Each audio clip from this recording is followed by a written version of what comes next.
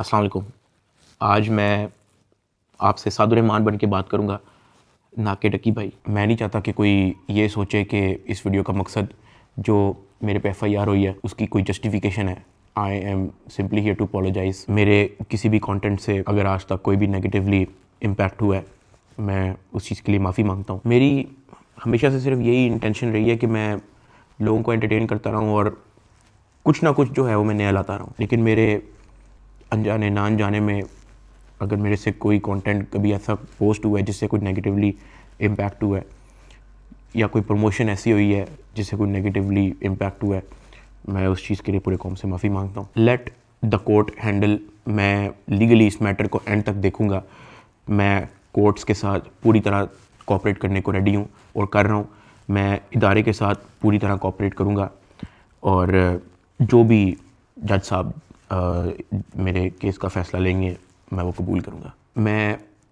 मेरा और मेरी फैमिली का जो 3.5 माह का एक्सपीरियंस है, मैं सिर्फ वो बताने आया हूँ। 16 अगस्त 2025 को जब मैं सो के उठता हूँ तो मैं बड़ा एक्साइटेड होता हूँ, क्योंकि हमने अपने दोस्त वगैरह मेहमान बुलाए होते हैं, हमने अपने घर में दावत रखी होती है। मेरे सब दोस्त आते हैं, बड़ा इंजॉय करते हैं, हम खाना शाना खाते हैं, गपशप लगाते हैं, मेहमान चले जाते हैं। उसके बाद मैं और रूब पैकिंग में लग जाते हैं, क्योंकि हमें मलेशियन गवर्नमेंट का एक इवेंट है, उधर से इनवाइट आया होता है कि डकी भाई आप आएँ, हमारे लिए कुछ वीडियोस वगैरह बनाएं। पूरे पाकिस्तान से उन्होंने एक मेल और एक फ़ीमेल को चुना है, जिसके अंदर मेल में उन्होंने मुझे चुना है। बाकी कंट्रीज़ से भी उन्होंने एक मेल एक फ़ीमेल इनवाइट किए हुए थे और मैं बड़ा एक्साइटेड था कि पूरे पाकिस्तान के अंदर से उन्होंने एक बंदा चूज़ करना है और उन्होंने मुझे चुना। मैं बड़ा ऑनर फील कर रहा। हमने बड़ी जल्दबाजी में पैकिंग की, क्योंकि मेहमान आए होते हैं, हमें टाइम नहीं मिलता और मुझे नहीं पता था कि जब हम पैकिंग करके अपने घर से निकलेंगे तो मेरी ज़िंदगी का सबसे मुश्किल वक्त शुरू हो जाएगा। मेरे वहमो गुमान में भी नहीं था कि मेरे साथ क्या होने जा रहा है। हम जब पैकिंग करके सामान गाड़ी में रखते हैं, गाड़ी हमारी एयरपोर्ट की तरफ चल पड़ती है। एयरपोर्ट पहुंचते हैं, हम सामान अपना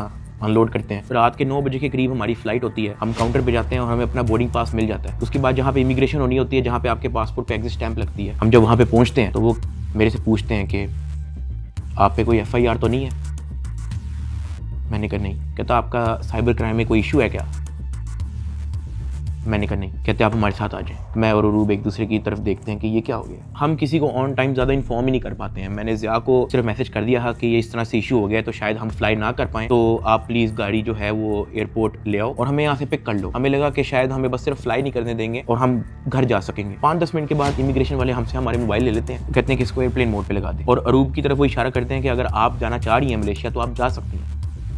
अरूब ने कहा नहीं, अगर साथ मेरे साथ जा रहा है तो मैं चले जाती हूँ, वरना मैं इधर ही ठीक हूँ। शायद ये मेरी गलती ही, मुझे उसको जाने देना चाहिए था, क्योंकि उसके बाद जिस चीज़ से मेरी फैमिली ने गो थ्रू किया है, मैंने यही रिग्रेट किया कि मुझे अरूब को मलेशिया भेज देना चाहिए था। इमिग्रेशन वाले हमें एक रूम में बैठा देते हैं। मैं और अरूब बस आपस में गपशप लगा रहे होते हैं कि कोई नहीं कल चले जाएंगे, कोई नहीं दोबारा टिकट करा के परसों चले जाएंगे, इवेंट भी 2 दिन के बाद है, कल चले जाएंगे। हम आपस में यही डिस्कस कर रहे थे। बिल्कुल मेरे अंदर इतना सा भी वहम गुमान नहीं था कि असल में इशू क्या। 1 घंटे के बाद इमिग्रेशन वाले आते हैं, वो कहते हैं कि आ जाए हमारे साथ। एयरपोर्ट के बाहर NCCI की टीम आई होती है, मुझे वो हथकड़ी लगाते हैं, मुझे गाड़ी में बैठा देते हैं। अरूब कहती है कि मैंने भी साथ आना है। मैंने इसको कहा नहीं, तुम घर चली जाओ, मुझे नहीं पता क्या सीन है, मैं हैंडल कर लूँ। वो गाड़ी भी चल पड़ी थी, गाड़ी सीधा चलेगी NCCI ऑफिस गुलबर्ग। इस वक्त यूट्यूबर डकी भाई की गिरफ्तारी का हर तरफ चर्चा है। डकी भाई को लाहौर एयरपोर्ट पर उस वक्त गिरफ्तार किया गया जब अब इन्होंने मुल्क जा रहा था। NCCI लाहौर ने मारूफ यूट्यूबर सादुर्रहमान उर्फ डकी भाई के खिलाफ मुख्तलिफ इल्जामात के तहत मुकदमा दर्ज कर लिया। साइबर क्राइम एजेंसी ने यूट्यूबर साद उर्फ डकी भाई के खिलाफ मुकदमा दर्ज कर लिया है। मशहूर यूट्यूबर डकी भाई कल रात से गिरफ्तार है। पाकिस्तान के सबसे मशहूर यूट्यूबर डकी भाई एक बार फिर बड़ी मुश्किल में फंस गए हैं। मुल्जिम को गुज़श्ता रात लाहौर एयरपोर्ट से गिरफ्तार किया गया था। यूट्यूबर डकी भाई बड़ी मुश्किल में, हुक्म जारी, मदाहों के लिए बुरी खबर। डकी भाई डकी भाई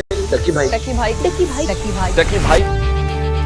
रात के तकरीबन 11 बजे हम NCCI ऑफिस पहुंच जाते हैं। हथकड़ी मुझे लगी हुई थी, मुझे ऊपर एक रूम में लेके गए। जब मैं NCCI के ऑफिस पहुंचता हूं तो वहाँ पे 6-7 ऑफिसर्स बैठे होते हैं। मेरी हथकड़ी वो खोल देते हैं, मुझे कुर्सी पे बैठा देते हैं और मेरी इंटेरोगेशन शुरू हो जाती है। वहाँ पे मेरे से क्वेश्चन करते हैं एप्लीकेशंस के प्रमोशन के बारे में। वहाँ पे मुझे पहली बार आइडिया होता है कि मेरा इस इशू पे मुझे एयरपोर्ट पे रोका गया। खैर मेरे से वो जो सवाल करते गए मैं उनको बताता गया। मेरे पास 3 मोबाइल थे, मैंने तीनों मोबाइल के पासवर्ड उनको दिए। उन्होंने मेरे से मेरे जीमेल अकाउंट के पासवर्ड पूछे, मैंने वो भी उनको ऑन द स्पॉट दिए। उन्होंने मेरे से मेरे लैपटॉप का पासवर्ड पूछा, मैंने उनको ऑन द स्पॉट दिया। ऐसा भी नहीं कि मैंने उनको कोई बहाना लगाया हो कि मैं पासवर्ड भूल गया हूँ, because I had nothing to hide. मैं इदारे के साथ कोऑपरेट करना चाहता हूँ। मैं ये नहीं चाहता कि इदारा ये सोचे कि मैं कुछ छुपा रहा हूँ। मेरा 23 दिन का रिमांड लिया गया। वो सारी इन्वेस्टिगेशन मैंने पहले 23 मिनट के अंदर दे दी थी। कई घंटे गुजर जाते हैं और तमाम ऑफिसर्स मेरी इंक्वायरी लेके चले जाते हैं, सिवाय एक के, जो मेरे इन्वेस्टिगेशन ऑफिसर्स थे, असिस्टेंट डायरेक्टर शुएब रियाज साहब। मेरे आईओ के अलावा जब तमाम ऑफिसर्स चले जाते हैं तो एक प्राइवेट बंदा बाहर से अंदर आता है। तो आईओ मुझे कहता है कि तुझे पता है कि तेरे पे एफआईआर होने वाली है। मैंने कहा यार मुझे थोड़ा सा एक्सप्लेन कर दें कि मेरे पे केस क्या है और क्या एफआईआर है और मैंने किया क्या है। तो जो प्राइवेट बंदा था जो बाद में आया था ना, वो कहता कि यार तेरे बहुत बड़े मामला आते हैं, तेरा बहुत बड़ा मैटर है, तेरे पीछे आईएसआई है, तेरे पीछे एमआई है, तेरे पीछे क्या क्या एजेंसी है। कहता तुझे पता ही नहीं है कि तूने क्या किया। तो वो मेरे पे ये इंप्रेशन डाला था कि हर इदारा जो है वो मेरे पीछे पड़ गया। साथ ही कहता कि लेकिन अगर आप हमारे साथ कोऑपरेट करेंगे तो हम आपके साथ कोऑपरेट करेंगे। मेरा तो काम ही कोई नहीं है। मैं सुबह उठता हूँ, फैमिली को टाइम दिया, बेगम को टाइम दिया, एक आधे दोस्त को टाइम दिया, जाके व्लॉग वगैरह बना लिया, घर आए, सो गए, दैट्स इट। इसके अलावा मेरी लाइफ में कुछ है ही। मेरे माइंड में 100 सवाल आना शुरू हो गए, लेकिन मेरे पास जवाब किसी का नहीं था। खैर उन्होंने मेरे पे एफआईआर दे दी, मुझे हवालात में बंद कर दिया। मैंने ज़िंदगी में कभी हवालात नहीं देखी थी। उस रात मैं नहीं सोया, मैं जागता रहा, रोशनी होगी। हवालात में सिर्फ एक ही लड़का था, मैंने उससे भी कोई ज़्यादा बातचीत नहीं की। सुबह 10-11 बजे के करीब एक बंदा आया, उन्होंने मुझे हथकड़ी लगाई और मुझे कोर्ट ले गए कि आपको जज साहब के सामने पेश करना है। मेरी फैमिली में से किसी भी बंदे ने आज तक कोई कोर्ट, कोई कचहरी, कोई पुलिस स्टेशन, कोई हवालात, कोई थाने, उनमें से किसी चीज़ का उनको नहीं था पता। जज साहब ने 2 दिन का रिमांड दे दिया। मुझे तो रिमांड का मतलब ही नहीं था पता। मुझे हथकड़ी लगा के फिर से एनसीसीआई ऑफिस ले जाते हैं और मुझे हवालात में बंद कर देते हैं। उससे नेक्स्ट डे की बात है, मेरी इन्वेस्टिगेशन चल रही होती है। एडिशनल डायरेक्टर एनसीसीआई सरफराज चौधरी साहब वो अचानक कमरे में आते हैं, मेरी तरफ देखते हैं, कहते हैं कि ए मुंडाई।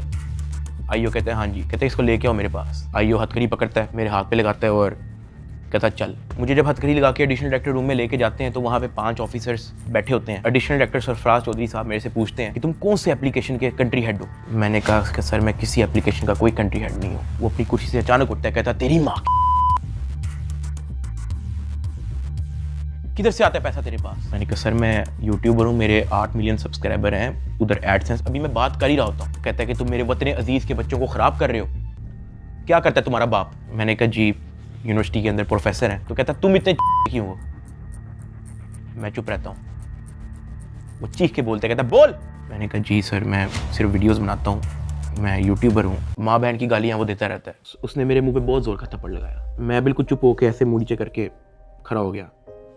तो कहता मुँह ते कर, मुँह ते कर। अभी मैंने मुँह पर किया नहीं था। वो जोर से चीख के कहता मुँह ते कर। अभी मैंने वो मुँह पर किया ही था, उसने मुझे दूसरा थप्पड़ लगाया। मैं वहाँ पे बड़ा हेल्पलेस फील कर रहा कि यार मेरे से ऐसा क्या हो गया। मैं भी ये सोच ही रहा था, उसने मुझे तीसरा थप्पड़ लगाया। मुझे माँ बहन की गालियाँ दी जा रहा है। मैं अपना मुँह नीचे करके खड़ा हुआ हूँ तो मेरे थप्पड़ इधर लगता है, फिर वो कहता था मुँह पर कर, फिर मेरा थप्पड़ इधर लगता है। वो मारी गया जब तक उसका दिल नहीं भरा। मैंने तो गिने भी नहीं है कि उसने मुझे थप्पड़ कितने मारे हैं। फिर वो मुझे कहता कि अपनी टांगे बैंड कर। मैंने अपनी टांगे बैंड कर ली। कहता हाथ ऊपर कर। मैंने अपना हाथ ऊपर कर ली। वो घर में एक वीडियो कॉल लगाता है जो एक बच्चा रिसीव करता है जिसकी एस्टिमेटेड तकरीबन एज होगी 7 साल। एक हाथ में सिगरेट होती है।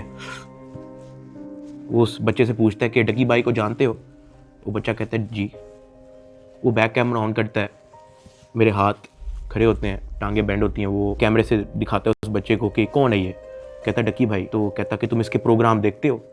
कहता जी। वो पीछे जो प्राइवेट मुलाजिम खड़ा होता है जो बहुत ज़ोर का पीछे थप्पड़ मारता है। सरफराज चौधरी साहब उस 7 साल के बच्चे को कहते हैं ये देखो इसके साथ क्या हो रहा है, आप देखोगे तुम इसका प्रोग्राम। कहता नहीं, चलो फटाफट इसको गालियां दो। बच्चा कहता है कि सरफराज चौधरी साहब कहते हैं और का बच्चा। सरफराज चौधरी साहब कहते हैं और का बच्चा। थप्पड़ वो मारी जा रहा होता है पीछे। वो वीडियो कॉल पे उस बच्चे को दिखा रहा होता है कि ये तुम इसके प्रोग्राम देखते हो और ये मैं क्या बताऊँ यार। खैर मैं तब बड़ा हेल्पलेस होता हूँ। मैं समझ नहीं आती कि मैं क्या करूँ और किस तरह इससे निकलूँ। मैंने क्या किया ऐसा। खैर वो सरफराज चौधरी कहता है कि इसको ले जाओ, इसकी तरीके से तफ्तीश करो। जबकि मैं डे 1 को आया हूँ, मैं सब कुछ मोबाइल का पासवर्ड मैंने लैपटॉप के पासवर्ड, मैंने जीमेल के पासवर्ड, मैंने एक चीज़ नहीं छोड़ी। मुझे आज जितने ऑफिसर्स थे वहाँ पे, मुझे एक ऑफिसर आके दिखा दे, बता दे कि डक्की भाई ने हमें ये चीज़ नहीं थी दी, इसलिए हमने मारा है। वो तफ्तीश के अंदर इस जगह कोऑपरेट नहीं था कर रहा, इसलिए हमने मारा है। मुझे एक बंदा आके दिखा दे यार। मेरा 23 दिन का रिमांड लिया मैंने, पहले 23 मिनट के अंदर उनको सब कुछ दिया है।